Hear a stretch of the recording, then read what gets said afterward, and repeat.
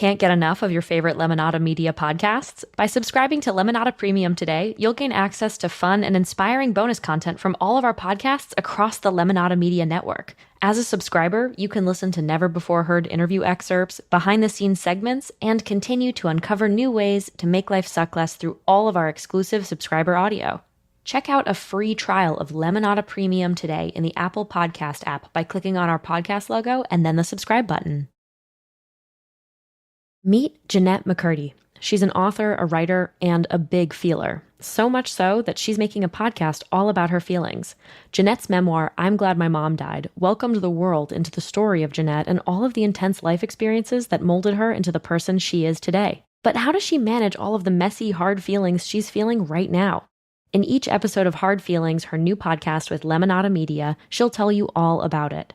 Jealousy, shame, social anxiety. She wants to laugh about it, cry about it, and work through it with you by her side. Why? These hard feelings are a big part of the human condition. They unite us all, but only once we're willing to face them. Hard Feelings is out now, wherever you get your podcasts. Lemonada. Hey listeners, just a heads up, this interview was recorded before the start of the SAG-AFTRA strike.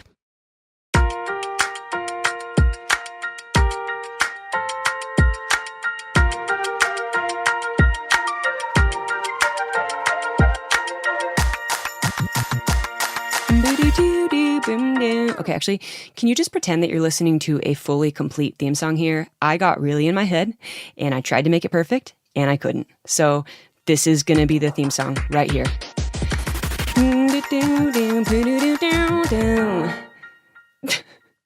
Hello, and welcome to another episode of Funny 'Cause It's True. I'm Elyse Myers. All right. Hold on to your backpacks because Ellie Kemper is here. Her roles in The Office, the Unbreakable Kimmy Schmidt, and Bridesmaids are nothing short of iconic.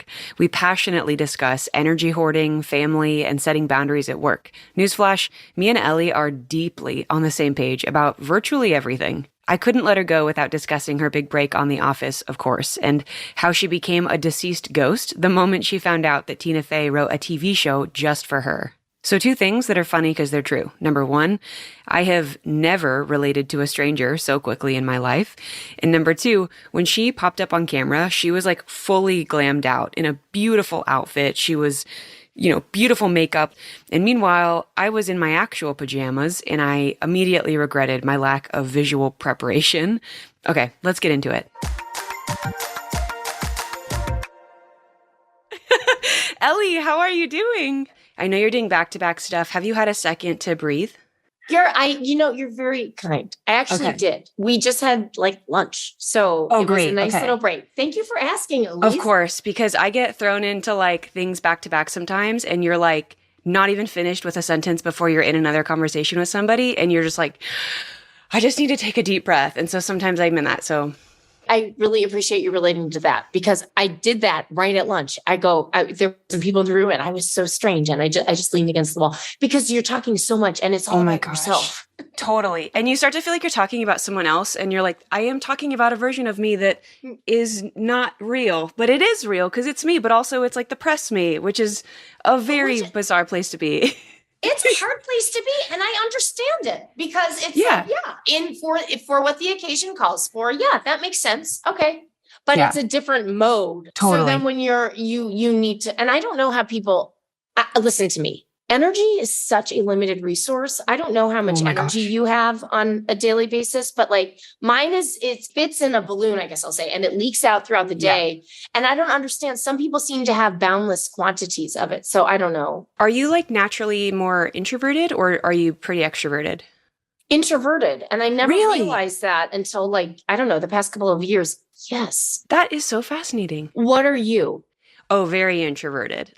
I do a podcast thing once a week and it takes all week for me to be you got this, Elyse. You can do it. And what's funny is conversations with people are so, especially recorded conversations, which is very weird to talk about it while we're having a recorded conversation, but it's like a human test. How well do you talk? It's the weirdest feeling. Everything that you're saying resonates with me so profoundly. Do you know what I do all the time? Well, not all the time, but recently. Taylor Swift on tour. And you can say, okay, well, she has a team of people helping, but she's the one performing. 3.5 hours. 3.5 hours every night. I actually just saw Taylor Swift live a few days ago, and she performed for 4 hours straight. Not 3.5. 4. How? And then she goes out, because she's like, all I'm seeing is Taylor Swift content on my For You page and stuff. And she'll go like out and record like after. I'm like, first of all, how are your vocal cords doing that? Second of, like, she doesn't have children yet. I'm pregnant right now. I have a toddler. My energy is just this big. And since this is an audio medium and you obviously can't see my hands, I meant this big. Just kidding. We're talking millimeters here. At least that's what it is. I have a 6-year-old and a 3-year-old, and I do think that's where is the energy. Your energy goes to them. Totally. And any little extra, you don't put it to yourself. You don't just chill. You're like, how do I give it back to everybody else around me? And that, I think, translates to your job, because even when your kids don't need you 24/7, you're so used to the output and not like the reinvestment of it that it's like, it's just so natural to give it to everybody else. And I have to like hoard it. If I have 5 minutes, I'm like, I don't even care if you're talking at me. I will literally be quiet and stare at you as if I am enjoying this conversation. Meanwhile, I'm like in power save mode because I can't afford to not be. Power save mode. Power save mode. That's what I'll call it. Because yes. And you're so right. Because when I had my moment at lunch where I was like, I'm just going to be quiet. I said that out loud. I go, I'm just going to be quiet. And I felt like I was announcing. I don't know what it felt like I was announcing. It doesn't matter if other people are talking. That piece is okay, but I'm going to shut down for 100%. You know? Also, the announcing thing is funny. I was just talking to my husband about this where, sorry, this is not anything in my notes, but this is so great to relate to somebody like this. But I tell me when to get on track, but I love this track. I was just talking about how once you become a parent, you announce everything you're doing, because you're announcing to the other parent that like, hey, I'm going to go pee now, so you need to be on duty. But then that never goes away. So now like, I'm like in a group of adults. I'm like, I'm going to go pee. Like as if they need to know that information. I can't just walk away. I have not identified that. And that is exactly what's happening. I think that's also why I was like, I'm going to be quiet, because it's like, there is that thing. Yes, I'm out. You're on. You're in. I'm out. You're in. I'm tagging out. That's what it is. How old is your toddler? He's only 2.5. So he's fresh out. Yeah. Fresh out. Well, fresh out. But like I told you 3. So it's like, talk about boundless energy. They are the Taylor Swifts. They're like, I look at him and I'm like, where it is literally minutes before bedtime. Like someone said, no one has a longer to-do list than a toddler right before bed. Like, and then there was a meme that was like, my toddler at like 8 p.m. Like my leg hurts. Can I have a drink of water? I'm like, that's our whole life. That's it. Last night we were trapped on my son August's floor in his bedroom for like over an hour and a half. And I told Jonas afterwards, it was like every few minutes, August remembered he has free will and he uses it to double check that every part of his body still works. It was so funny and it's so accurate. Oh my God. But I do feel, there's that like sense of urgency, and like I've never felt that time is more valuable than, since having kids, just because it's like, you understand right now, whenever there's like quiet time, if something comes up during like after they're asleep, and that is the hour I have to watch television. That's yours. That's mine. Yours. And if anything interrupts that, I'm just furious at whatever it is, whether it's a phone call or a task. How do you protect that time after they go to bed? That is hard. It's not hard. I take that back. It is like, I want to ask you the same question, but I just, I rely on it. So protecting it, I guess, is just trying as hard I can to build it into the structure of the day. Yeah. Do like people know, like, don't text Ellie at this time? Oh, that's interesting. No, they don't know. I have not announced that. I am like, do not. And if you do, I won't see it. And How did you achieve this? Where are you? What city? I'm in Nebraska, Omaha, Nebraska, but everything's online. So I come into the office. I have a studio that I work out of, And I just, from the beginning, I don't know. I've always struggled with like mental health, and boundaries have always kind of helped keep me sane. And so I just decided if I'm going to go full time into entertainment and all of this, that I know that the pressure is there to be available 24/7. Because then what if you don't get a job, or what if this like dream can't, you need to respond in 15 minutes. And I just decided really early on, I don't want to live a life where I am available to everybody 24/7 and my family gets the short end of the stick. So I pretty much said right away, like, if it's past 4 p.m., just know you can send it to me, but I'm going to see it tomorrow at like 7. So if you need me, or if you need me right now at 6 o'clock as I'm putting my son to bed in 15 minutes, then that's not the job for me. Like, go, please find somebody that's available to you, because you're going to enjoy working with them more. So it's been really, really helpful, but also it's really hard because you feel like you're missing out on a lot. You can have like a pity party a little bit. You've given me goosebumps, because I'm in awe of the boundaries that you've set for yourself. I'm terrible at setting those kinds of boundaries. It's hard. It's hard, and any working person, any person can relate to that. But I am really, really impressed with that decision, because I'm still learning that. It's so cool to connect with parents in this business, because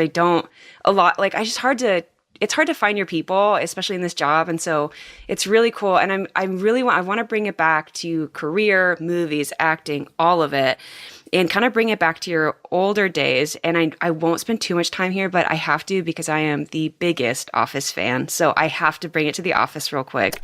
You think I'm going to talk to Ellie Kemper and not bring up The Office? Okay. Okay. I have gotten to talk to some of your co-stars and friends, and it's like my dream, and I am so honored that I get to talk to you today about it. But I want to hear a little bit about how you became Erin on The Office, what that process looked like. Like, how did that happen for you? Elyse, I am there with you, because I was not on The Office from the beginning. I was such a fan of the show. And it started because, I had met with the producers before about Parks and Recreation. And I did I don't know, I really can't ever remember exactly what it was, because I never thought it was an audition. But now in retrospect, I'm thinking, oh, I think that was an audition for Parks and Recreation, but I didn't get the You're part. like, I didn't really know. Imagine not knowing you were actively auditioning for Parks and Rec. This feels like the equivalent of being on a date without realizing it. Like, looking back, all the signs were for sure there, but it's not until it's like way too late. I don't know, which was better. I guess I was better off not knowing. But that's kind of how I met everybody, because it's the same people behind both shows. And so then a few months later, there was a part for the character of Erin, and she was supposed to be a replacement for Pam while she was working at, oh my gosh, Dunder Mifflin. What was the offshoot of paper company? Michael Scott Paper Company. Paper Company. Yeah, Michael Scott Paper Company. So they had a temporary secretary, and that was me. And so it was supposed to be a 4 or 5 episode arc, I think. Then Pam got promoted to salesperson. So it was, anyway, so that's how the actual job came about. I had met with them before, and then I auditioned for the part of Erin and got it. And then they extended the arc of Erin to making her a permanent character in the show. But it was so surreal, because that was like the biggest break of life, obviously, career-wise. Yeah. And it was that feeling where, because I was a fan of the show, and any television show, it's so different from a movie, because with a television show, you feel like they're in your living. Yeah. They're like your family and friends. Yeah. Yes. And you know them well. And so it was like, I knew all these people, but they didn't know me. So it was wow. That's so weird. I didn't think about that. It was really surreal. And so I played it cool. And my main objective was not to mess anything up, because I was the new person. I don't know how you are when you're new in a situation, but I am very, I'm an obedient person. So I especially. I love that description of yourself, obedient. I've never heard anyone describe themselves as obedient. Let me be the first. At least I am extremely obedient. And so, for better or for worse, I'm not saying it's a great thing, but that is what I am. So, and I'm always worried someone's going to yell at me. So I just wanted not to mess up any, but on a larger scale, it's like they did have this brilliant show off and running. So the objective was, don't mess anything up and be quiet and learn. But it was combined with a sense of awe, being around these, people who I felt I already knew. So that's how the job came about. I'm saying this objectively because I was a fan before being on the show. What's so incredible about that show is that it's really funny and it's really relatable, but it has so much heart. I'm curious because you said earlier that you're obedient and you didn't want to mess anything up. Do you feel like that affected the way that you kind of came into the show and worked? Like, do you feel like you opened up over time? I do actually think, and not in a bad way, but, you know, with the show, with The Office, the directors were, I wouldn't say they encouraged, but like improvisation was fine on the set. But I would say like, I certainly would never dare to improvise anything because I was new. Even though I come from an improv background, that's sort of how I started in comedy. I did a lot of stuff at the Upright Citizens Brigade and the People's Improv Theater.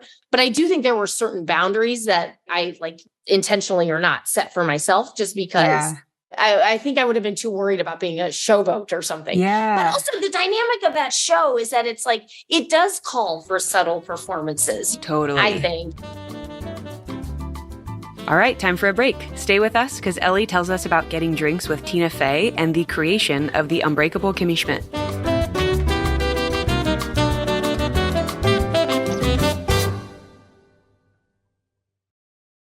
You want to know what's music to my ears? Bread bowls. And that brings me to our beloved sponsor, Panera.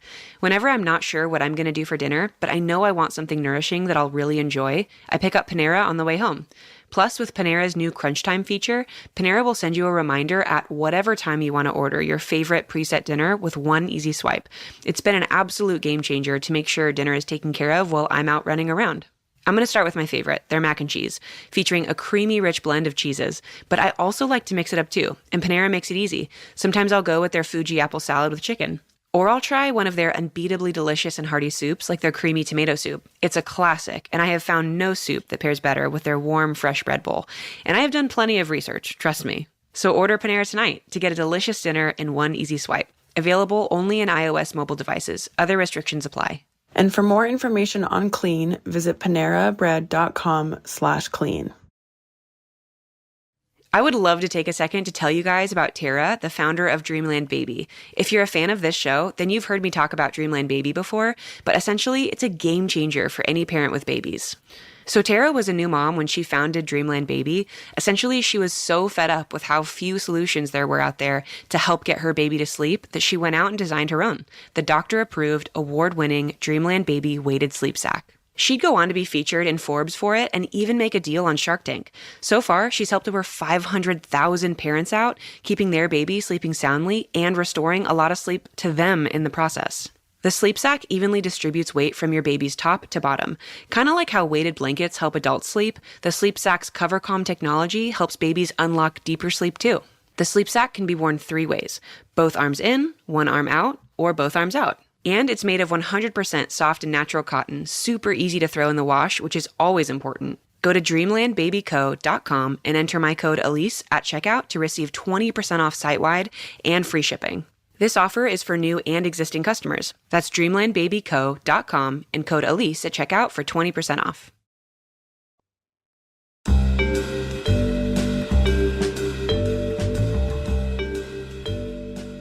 Your character does open up so much throughout the series.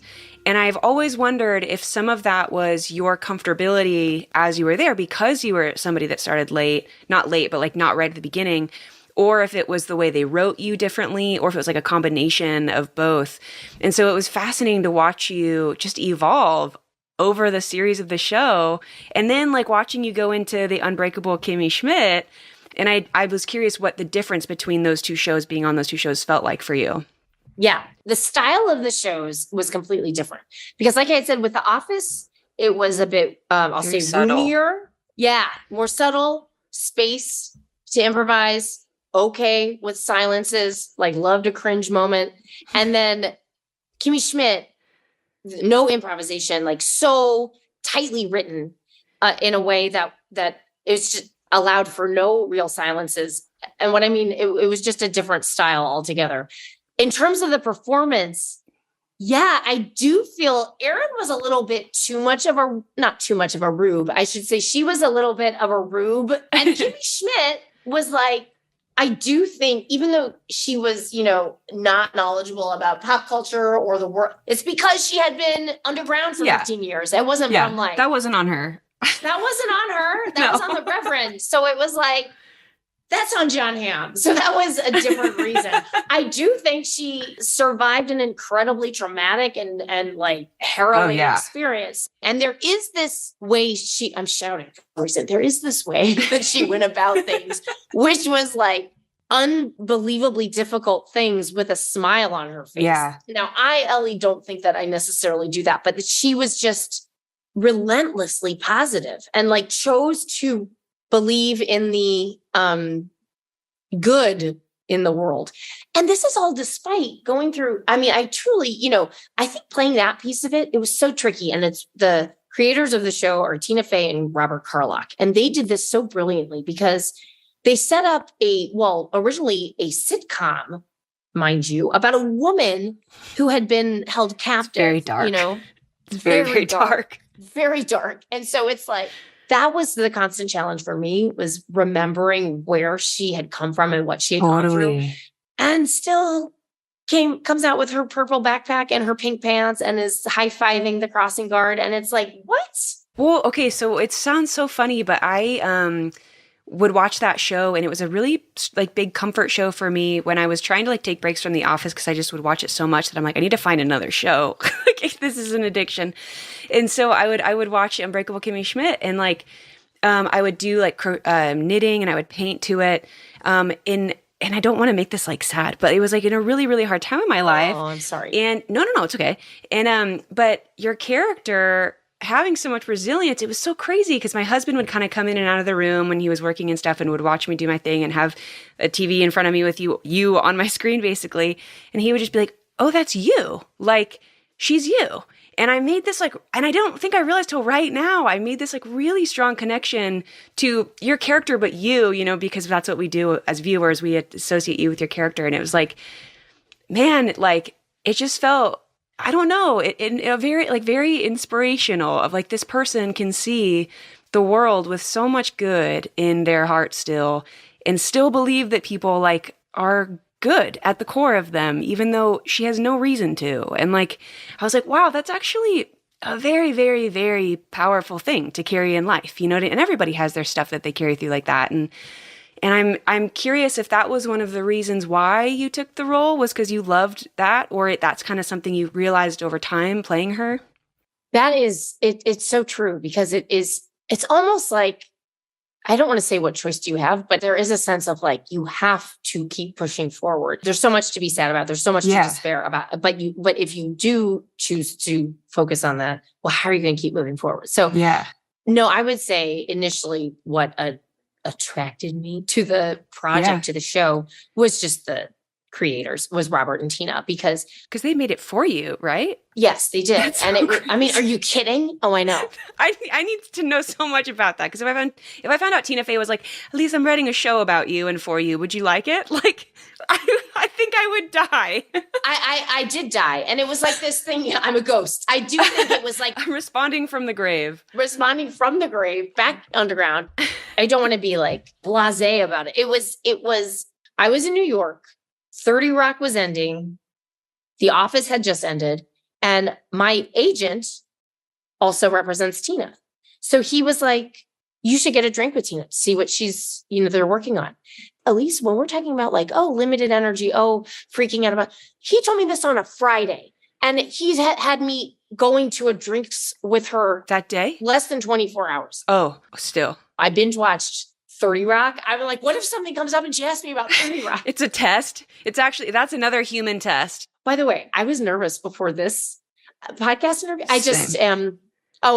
You should. Well, anyway, I was. And then it was the same thing happened with Tina as what is happening with you, which is once you meet the person and you start talking to them, you're like, oh, this is fine. You're a good person. Yeah. Yeah. This is okay. But I just like, so every time I go into one of these, I'm assuming the person on the other end is like, this girl is terrible at her job. How funny. That's not funny. No, but it's kind of funny. It's if you like experience that too, you're like, oh my gosh, same. But yeah, so when I talk to people that are just different to my personality or more quiet, or I don't know, it'll confirm things I think I already believe about myself. So then I'm like, I am letting everybody, and that's when the tears happen. But I understand, because I felt nervous because I don't know that much about the internet. Neither do I. I'm figuring it out. No, but you do, because you clearly succeeded wildly in that space. I don't know what to call it. So in the space of the internet, in the Elyse, space of the interwebs, wildly in the interwebs. I am going to make a plaque that says that with your name underneath it. And that's going to live in my office. And it's the greatest achievement I have of my life. That you've succeeded in this space. Yeah, you've really succeeded in this space of the interwebs. / Ellie Kemper. Ellie Kemper to Elyse. Oh my God. Yes. Put it. I'm sending it to you. It's so for that, it's so funny because we build up these notions of people, and then it's with exception, for the most part, people are successful or people you admire because they're good people. Totally. Okay, sorry. So going back to Tina Fey, all of your anxieties were relieved the moment that you sat down at this. So what did that drink look like? So the drink was the actual drink, the episode. Not the liquid you were drinking, but the conversation that you were she having. wants details. It was so I got a general. martini. I got I was hammered. It was and Robert Carlock was there too. So it was here's the thing. So now it sounds like I'm name dropping, but I'm not. John Hamm went to my high school. Oh, okay. He's 10 years older than I am. He came back after he graduated college to teach theater for a year. So he was actually my 9th grade theater teacher. Isn't that incredible? For a semester. Okay. So I bring that up to mention that we had a common, because John Hamm was on 30 Rock as well. So that was what's the word I'm looking for? Something we could talk about. A touch. Why do I want to say it? Not a touchstone? Yeah. It was a touchstone. We touched that stone. We touched the stones. We touched the stones. And so that broke the ice. We talked about him for a bit. I don't know. What did we talk about? It was all just stuff. And then you will never believe this. As I mentioned, it was a Saturday evening. So we talked. And then, of course, Tina Fey was going to Saturday Night Live. She was just going there. So I was like, I can't believe any of this. That makes sense. She's off to Saturday Night Live. I went to have dinner with my friends, and I just felt so relieved that, you know how that feeling when something hard is over? Yeah. But it wasn't hard. The anticipation was hard. I get nervous about having dinner with my friends, that I have been friends with for 10 years. You expect me to not get nervous with a stranger? I worked myself into a sense. Yes. The friends thing I completely relate to. And then the Tina Fey thing, she is so lovely. And we were neighbors for a while. We lived very close to each other. Oh, that's crazy. And it was always these are kids' toys that my kids have outgrown. Do your kids want them? She's a lovely person. And if we are texting about getting a meal, of course I'm she's still my boss. Okay, time for another break. More from Ellie when we come back.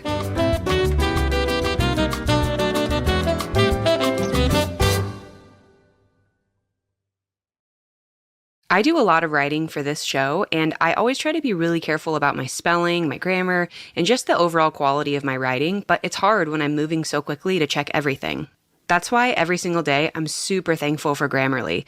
They've helped me come off so much more confident in my writing, and also I just feel more confident sending emails, all of the emails. Grammarly does more than just fix grammar and typos. With Grammarly Premium, it takes your writing to the next level. To me, Grammarly is like having my own personal writing consultant right there with me, letting me know when I'm maybe being a little indirect or less concise than I could be. It's those little checks with their software that make all the difference for me, helping me strike the perfect tone and actually getting things done. The free version of Grammarly offers instant proofreading with comprehensive spelling, grammar, and punctuation suggestions. They also offer a tone detector, but I recommend the premium version, which offers clarity-focused sentence rewrites. You'll be amazed at what you can do with Grammarly. Go to grammarly.com/podcast to download for free today. That's GRAMMARLY.com/podcast. Say goodbye to those old antacid brands and say hello to Wonderbelly Antacid. If you're like me and get heartburn from basically everything, you're going to love Wonderbelly. I know that for me, heartburn and indigestion can really affect how I'm feeling and even impact what I choose to eat, which is a huge bummer. I want hot sauce, you guys. I need hot sauce. Wonder Belly's chewable antacids instantly get rid of heartburn, acid indigestion, and a sour belly using the same active ingredients as many of the leading brands.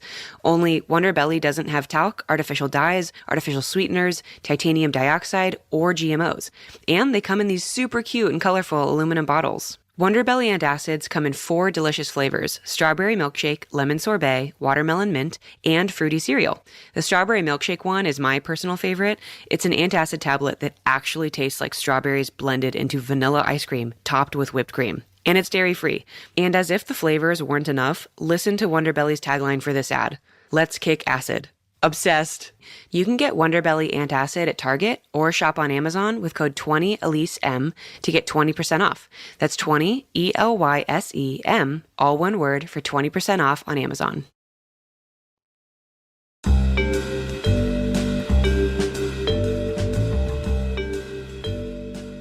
Okay, so I have to ask, what is your go-to method of winding down at the end of a really long day?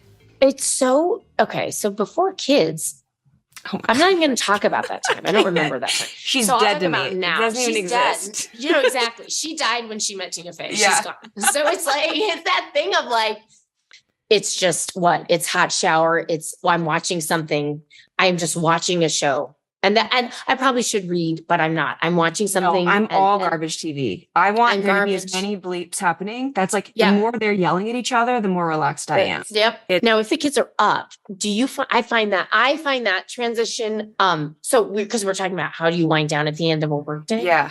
I think is what. Yeah. And so that going from work to home, to a different work, I think that's hard because hard. So I guess it's the capsule that you're in on the way going from one place to another, whether it's a cab or a subway or whatever. I think that's your downtime. Is that it? I don't know. Yeah, which I have to actively, I'm really bad at it too, because I leave early to be home for the craziness, because my husband's a stay-at-home dad, so I don't want him to be stuck doing the nighttime routine every day. So I'm I'm going to go and do it. But then it's if I don't take even 5 minutes, shut everything down before I leave and kind of be I am now leaving work and going into home mode, that can feel like the biggest whiplash. And if I don't prepare, I'm a horrible person to be around, because then I'm resenting the people that I literally left work early for. What am I doing? What's the point of being here? I feel like this couldn't have come at a better time for me, because I'm grappling with it. I have been a lot the past couple of weeks. And you're so right. Because what happens is in giving so much during the day, well, what use are you to your family if you're coming home and you're just mad? Yeah. Can I tell you the best piece of advice I got about being a working parent is I feel like you'd resonate with this. So I was talking to this person about feeling guilty about working and being a working mom while my husband stays home. And he's that's just self-serving. And I was excuse me? And he's why? He's it doesn't make you a better parent because you feel guilty. If you felt guilty, you'd be home. If you felt guilty enough, you'd be home. But you want to be here because you like your job. So be at your job. And then when you're home, be home. And I don't know why that idea of guilt does nothing if you're not going to do anything about it. So don't sit in it and just let it stew, because it's ruining you. So anytime I feel that ping of guilt, I'm either I'm going to then get up from my desk and drive home, or I'm going to thank it and let it go to the next person, double it, pass it on, and stay at work. And it's really, really helped me understand that my soon-to-be kids are not taking anything away from me because I am choosing to be home right now, or my job is not taking anything away from me because I'm choosing to be at work. So those two together are hard to hold at the same time, but they're really important to not always be somewhere else, Yep. You always somewhere else. And I'll say that to my husband, and I had a really intense work week last week, and I was oh my God, I'm the worst mom. I know I was saying that for myself. I was I'm the worst mom. I know I'm not the worst mom, and my kids were perfectly happy. So I chose to do that thing. And you want him to be you're not the worst mom, and encourage you. And so now I have to be tell me I'm a good mom. I just have to ask for that. Please tell me I'm not failing at everything. Yes. Wait, you want me to say that, or that's what you're telling your husband? I'm my husband. I'll you can say tell. it too. I mean, sure. Yeah, you can tell You're me. the best mom, Elyse. Thank you. Okay, Ellie, thank you so much. It was so good to meet you. This is like the best day of my life. No, it was so good to meet you, and thank you for being such an easy person to talk to. I told you I was nervous beforehand. You put me at ease immediately. Thank you. Of course. Bye, Ellie. Thank you so much. All right, that's it for this week's episode. If you like this show, give us a little rating and a review. It helps other people find us. All right, we'll be back next week with more Funny 'Cause It's True. Bye. There's more Funny 'Cause It's True with Lemonada Premium. Get access to all of Lemonada's premium content, including My 5 Questions with Greta Teitelman, which came out last Friday. Subscribe now in Apple Podcasts. Funny 'Cause It's True is a Lemonada Media and Powder Keg production. The show is produced by Claire Jones and Zoe Dennis. Our senior producer is Jamila Zara-Williams, and our associate producer is Oha Lopez. Rachel Neal is our senior director of new content, and our VP of weekly production is Steve Nelson. Executive producers are Stephanie Whittles-Wax, Jessica Cordova-Kramer, Paul Feig, Laura Fisher, Kesla Childers, and me, Elyse Myers. This show is mixed by Johnny Vince Evans, additional help from Noah Smith and Ivan Krayev. Our theme song music was written by me and scored by Xander Singh. Follow Funny 'Cause It's True wherever you get your podcasts, or listen ad-free on Amazon Music with your Prime membership.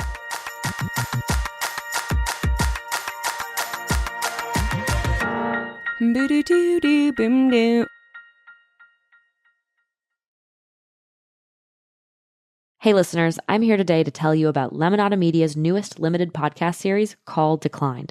This 10-part series takes you through the journey of 2 exceptional women from incarceration to freedom, ultimately leading to the creation of the Returning Artists Guild, an organization that uplifts the artwork of currently and formerly incarcerated artists across the country. Call Declined premieres November 27th wherever you get your podcasts. What's up, everyone? I'm Delaney Fisher, comedian and serial entrepreneur. And I'm Kelsey Cook, comedian and, I swear this is real, a world champion foosball player. On our podcast, Self-Helpless, we dig into everything from heartbreak to career burnout to the wild stories from our 20s and the many anxieties we've experienced along the way. We're often joined by guests who range from celebrities to renowned health experts. And together, we'll unpack big topics like deciding whether or not we want kids, building your dream career, strengthening self-trust, and much, much more. So join us every Monday for an unfiltered, entertaining, and honest conversation with friends where you don't even have to leave your house. If you're not wearing pants, we will never know. That's right. So listen to Self-Helpless wherever you get your podcasts. Yes. Yes. Yes. Yes.